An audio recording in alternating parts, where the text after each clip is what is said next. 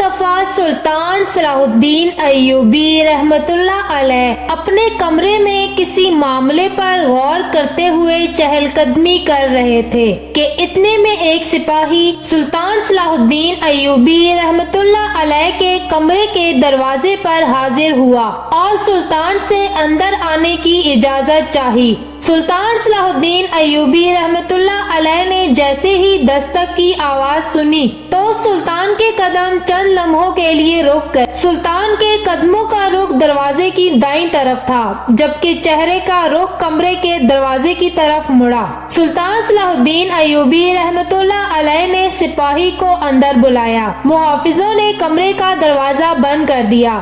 سپاہی نے سلطان کو آ کر خبر دی، حضور، نامعلوم جگہ سے ایک جاسوس نے آپ کو اپنے خاص مقام پر ملنے کے لیے بھیجا ہے۔ نہ ہی اس سپاہی نے سلطان کو جاسوس کا نام بتایا اور نہ ہی جگہ، صرف اشارتاً بات کرتے ہوئے وہاں سے چلا گیا۔ لیکن سلطان اس جاسوس کا نام بھی جانتے تھے اور جگہ بھی۔ یہ بات سلطان اور اس جاسوس کے علاوہ کوئی نہیں جانتا تھا، حتیٰ کہ سلطان کے قریبی سپاہی اور وزیر بھی یہ سب باتیں نہیں جانتے تھے کہ سلطان کے کون کون سے جاسوس ہیں اور وہ کہاں کہاں موجود ہیں۔ بس اس وقت ان کو خبر ملتی جب سلطان دشمن کے ارادوں کو خاک میں ملا دیتا، اور تاریخ میں یہی ملتا ہے کہ سلطان صلاح الدین ایوبی کی فتوحات کا دار و مدار زیادہ تر جاسوسی کے نظام پر تھا۔ سلطان صلاح الدین ایوبی رحمت اللہ علیہ نے اپنے ایک معاون کو اپنے پاس بلایا اور کہا، مجھے فلاں لباس اور فلاں جوتے نکال کر دے دو۔ وہ لباس سلطان اس وقت پہنتے تھے جب اس جاسوس سے ملنے کے لیے روانہ ہوتے، کیونکہ وہ لباس اس طریقے سے بنایا گیا تھا کہ شکل و صورت سے نہ ہی پتہ چلتا کہ یہ کوئی عام آدمی ہے یا تاجر یا کوئی سپاہی۔ لہٰذا سلطان وہ لباس پہن کر بڑی ہی پھرتی سے اپنی قیام گاہ سے اس نامعلوم مقام کی طرف روانہ ہو گئے تاکہ کوئی سلطان کا پیچھا نہ کر سکے۔ سلطان جب اس مقام پر پہنچ گئے تو وہ جاسوس پہلے سے ہی اس مقام پر موجود تھا۔ اس نے سلطان کو خبر دی کہ حضور، فلاں قلعے کا حاکم شہر پر حملہ کرنے کے لیے تیاریاں کر رہا ہے، اور اس بار وہ حملہ سرحد سے نہیں بلکہ شہر کے مرکز پر کریں گے۔ جب سلطان نے یہ خبر سنی تو اسی وقت اپنی قیامگاہ کی طرف لوٹنے کے لیے روانہ ہو گئے۔ سلطان اپنے گھوڑے پر تیز رفتاری سے آ رہے تھے کہ سلطان کا گزر ایک چھوٹی سی پہاڑی سے ہوا۔ سلطان نے دیکھا کہ ایک نوجوان پہاڑ کی چوٹی سے چھلانگ لگا کر خودکشی کرنے کی کوشش کر رہا تھا۔ سلطان نے اپنے گھوڑے کا رخ اس نوجوان کی طرف کر دیا۔ گھوڑے کے قدموں کی آہٹ سن کر اس نوجوان کا رخ سلطان کی طرف مڑا اور گھوڑے پر آتے ہوئے آدمی کو دیکھ کر وہ نوجوان خودکشی کرنے کے لیے رک گیا اور دیکھنے لگا کہ میری طرف کون آ رہا ہے۔ سلطان صلاح الدین ایوبی 10 قدم دور جا کے اپنے گھوڑے سے اترے۔ گھوڑے کو ایک درخت کے ساتھ باندھتے ہوئے آپ اس کے پاس گئے اور پوچھا، اے نوجوان، بظاہر تو یہی لگ رہا ہے کہ تم خودکشی کر رہے ہو۔ اس نوجوان نے کہا، جی ہاں، میں خودکشی کرنے جا رہا ہوں۔ تم کون ہو اور یہاں کیا کرنے آئے ہو؟ تو سلطان چونکہ ایک عام آدمی کے لباس میں تھے، سلطان نے کہا، میں مسافر ہوں۔ اس نے پوچھا، کہاں سے آئے ہو اور کہاں جانا ہے؟ تو سلطان صلاح الدین ایوبی رحمت اللہ علیہ نے کہا، ہم اللہ کی طرف سے آئے ہیں اور اسی کی طرف لوٹ کر جانا ہے۔ پھر اس نوجوان نے سلطان سے پوچھا، تمہارے آنے کا یہاں کیا مقصد ہے؟ تو سلطان نے دنیاوی جواب کے بدلے میں اس کو حقیقی جواب دیا کہ میں اس دنیا میں اللہ تعالیٰ کا نظام قائم کرنے کے لیے آیا ہوں۔ سلطان کا جواب سن کر وہ نوجوان تجسس میں پڑ گیا کہ یہ نوجوان بظاہر جو شکل سے عام آدمی لگتا ہے، لیکن یہ کوئی اللہ کا بہت ہی پیارا آدمی ہے۔ پھر سلطان نے اس سے پوچھا، اے نوجوان، بتاؤ تم خودکشی کیوں کر رہے تھے؟ اس نے کہا، بھائی، جس انسان کا ایک ایک لمحہ اذیت سے گزرتا ہو، اور ایک ایک لمحہ پچھتاوے سے گزرتا ہو، آپ ہی بتائیں وہ زندہ کیسے رہ سکتا ہے؟ سلطان نے اس سے پوچھا کہ آخر بتاؤ تو صحیح، ایسی کون سی بات ہوئی ہے جس نے تمہیں خودکشی کرنے پر مجبور کر دیا؟ تمہاری شکل سے یہی لگتا ہے کہ تم شادی شدہ ہو اور ظاہر ہے کہ تمہارے بچے بھی ہوں گے، تو کیا تم نے اپنے بیوی اور بچوں کے بارے میں خودکشی کرنے سے پہلے نہیں سوچا؟ تو اس نوجوان کی آنکھوں سے آنسو جاری ہو گئے اور وہ ٹوٹے پھوٹے الفاظ کے ساتھ کہنے لگا، اے بھائی، جب زندگی میں جینے کا مقصد ہی ختم ہو جائے تو پھر نہ ہی رشتوں کی پرواہ رہتی ہے اور نہ ہی اپنی۔ میں اس دنیا سے تنگ آ گیا ہوں۔ سلطان نے کہا، بھائی تم بتاؤ تو صحیح، آخر ایسی کیا وجہ ہوئی جس نے تمہیں خودکشی کرنے پر مجبور کر دیا؟ تو اس نے کہا، میں ایک لوہار ہوں اور میری بازار میں ایک چھوٹی سی دکان ہے۔ اسی بازار میں میرے ایک قریبی رشتہ دار کی بھی دکان تھی۔ اس نے اپنی ماں کے زیورات بیچ کر کاروبار شروع کر دیا اور وہ دن دگنی رات چگنی ترقی کرنے لگا۔ تو میں نے بھی اپنی بیوی سے کہا کہ میں بھی کاروبار کرنا چاہتا ہوں اور بہت پیسہ کما کر بڑا آدمی بننا چاہتا ہوں۔ میری بیوی نے کہا، میرے پاس تو زیورات موجود نہیں، ہم کیا چیز بیچیں جس سے تم کاروبار شروع کرو، اور ہمارے پاس اتنی رقم بھی موجود نہیں کہ جس سے تم کاروبار شروع کر سکو۔ تم اپنی دکان سے اتنا ہی کماتے ہو کہ جس سے ہماری 2 وقت کی روٹی کا بندوبست بڑی مشکل سے ہوتا ہے۔ پھر میری بیوی نے کہا کہ ہمارے پاس بکریوں کا ریوڑ موجود ہے، تم بکریوں کے ریوڑ کو ہی بیچ کر اپنا کاروبار شروع کرو۔ مجھے اپنی بیوی کی یہ بات بہت پسند آئی۔ میں نے اسی وقت ہی ایک بیوپاری کو اپنا ریوڑ بیچ دیا اور پھر میں نے بھی اپنا کاروبار شروع کر دیا، لیکن شاید قسمت کو کچھ اور ہی منظور تھا۔ چند ہی دنوں میں میرا سارا پیسہ گھاٹے میں چلا گیا۔ اس دن سے لے کر آج تک میری بیوی مجھے ہر وقت تانے دیتی رہتی ہے۔ جس طرح بھی صحیح، ہم 2 وقت کی روکھی سوکھی روٹی تو کھا رہے تھے، وہی بہتر تھا۔ تم نے ہمیں سنہرے خواب دکھا کر سب کچھ برباد کر دیا۔ میرے ہاتھ سے دکان بھی چلی گئی۔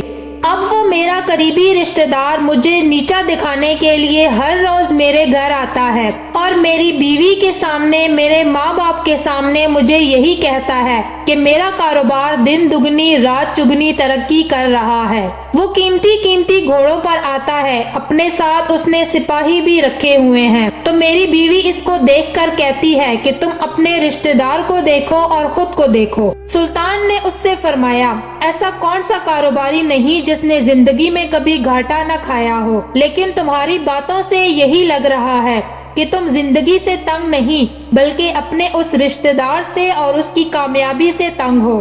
اس نوجوان نے کہا، جی ہاں بھائی، آپ ایسا ہی سمجھ لیں۔ پھر سلطان نے کہا کہ تمہاری باتوں سے تو یہی لگ رہا ہے کہ تم اتنا اپنی ناکامی سے تنگ نہیں ہو جتنا اپنے رشتہ دار کی کامیابی سے تنگ ہو۔ اس نوجوان نے کہا، جی ہاں بھائی، آپ ایسا ہی سمجھ لیں۔ پھر سلطان صلاح الدین ایوبی رحمت اللہ علیہ نے کہا کہ اگر وہ نوجوان غریب ہو جائے اور تم بھی غریب رہو تو کیا پھر بھی تمہیں کوئی پریشانی ہوگی؟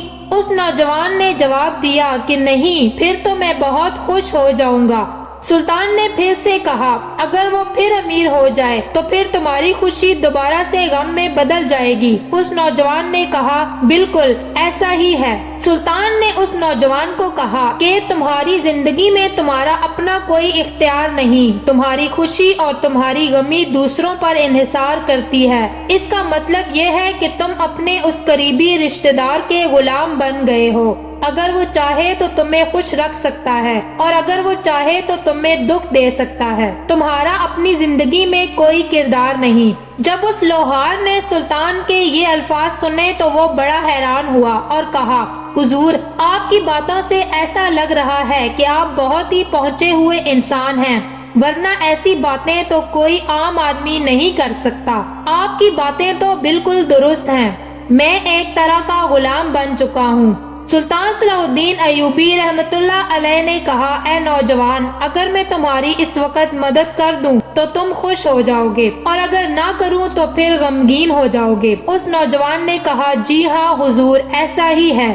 تو اتنے میں سلطان صلاح الدین ایوبی رحمت اللہ علیہ نے کہا کہ دوسروں کی غلامی کرنا چھوڑ دو، اپنے عقل سے اور اس کامیاب رشتہ دار کے تجربے سے سیکھو تو تم بھی ایک کامیاب انسان بن سکتے ہو۔ سلطان کے یہ الفاظ سن کر وہ نوجوان سلطان کے گلے لگ گیا اور کہا، اے بھائی، تم نے مجھے سیدھے رستے پر لگا دیا۔ اگر میں خودکشی کر لیتا تو میری دنیا تو پہلے ہی اجڑ چکی تھی، میری آخرت بھی ختم ہو جاتی۔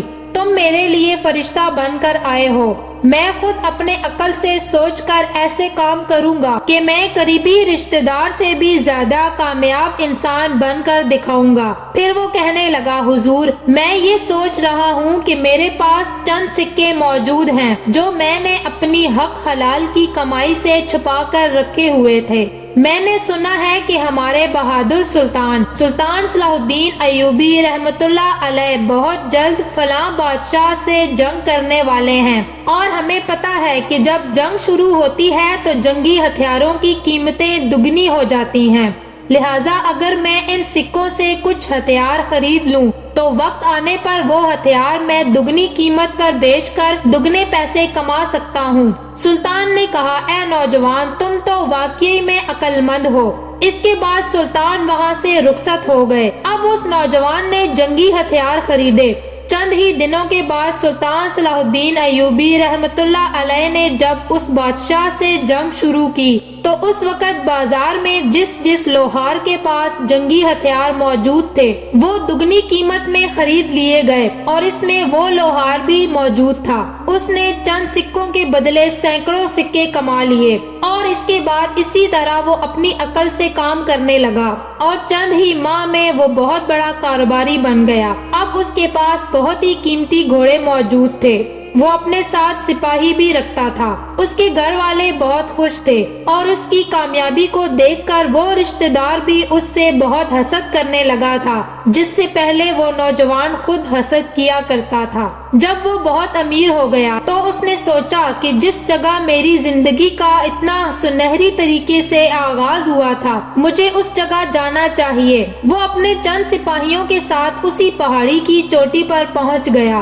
اور جا کر دیکھنے لگا کہ کاش وہ فرشتہ صرف انسان مجھے مل جائے جس نے میری ڈوبتی ہوئی کشتی کو کنارے لگایا تھا اور مجھے میرے جینے کا مقصد سکھایا۔ ابھی وہ یہ سوچ ہی رہا تھا کہ اسی دوران سلطان صلاح الدین ایوبی اسی جاسوس سے ملنے کے لیے اسی مقام کی طرف جا رہے تھے۔ پھر سے سلطان صلاح الدین ایوبی کی نظر جب اس نوجوان پر پڑی تو اس نوجوان نے جیسی ہی سلطان کو دیکھا تو اسی وقت دوڑتا دوڑتا سلطان کے گھوڑے کے آگے جا کر کھڑا ہو گیا اور کہا، اے بھائی، تمہارے ایک ایک الفاظ ہزار ہزار سکوں کے بدلے میں تھے، لیکن تم نے مجھے وہ مفت میں دیے۔ تمہاری باتوں پر میں نے عمل کیا اور آج میں ایک عام لوہار کی جگہ بہت بڑا کاروباری شخص بن چکا ہوں۔ لیکن کیا تم مجھے اپنا نام بتا سکتے ہو کہ تم کون ہو اور کہاں سے آتے ہو اور کہاں جاتے ہو؟